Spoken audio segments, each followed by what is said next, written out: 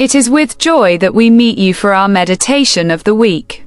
Our meditation text is taken from Matthew chapter 25 verses 14 to 30. What is this text about? The text tells us about the parable of the talents. It is also the story of 3 servants. So we will find out what this story teaches us. There is an expression that catches our attention. Its expression is the following. It will be like a man who sets out on a journey.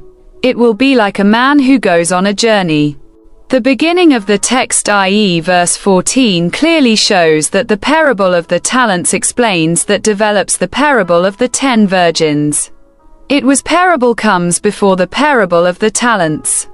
But the parable of talents applies to practical life. It is good to wait for the bridegroom, that is, Christ. But the most important thing while we wait for it is to take advantage of the time given to us. How to make the most of the time given to us is to exploit the talent that Christ gave us for his return. Will be like a man who sets out on a long journey. And when he returns, he will demand accountability from each of us.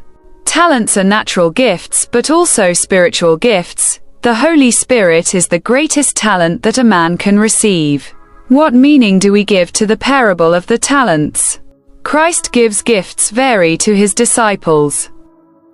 So Christ gives you many gifts to his disciples. To people, they give a lot. To others, he gives less.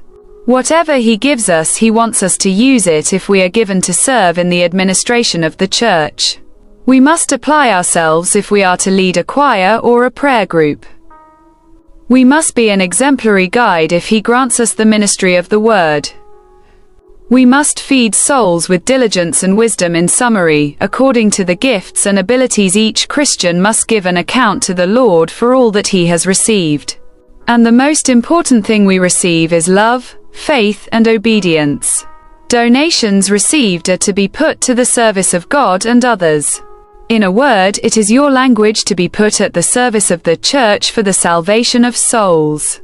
There is therefore an obligation for every Christian to bear fruit on the gift received from God, which we can read in Timothy chapter 4 verse 14.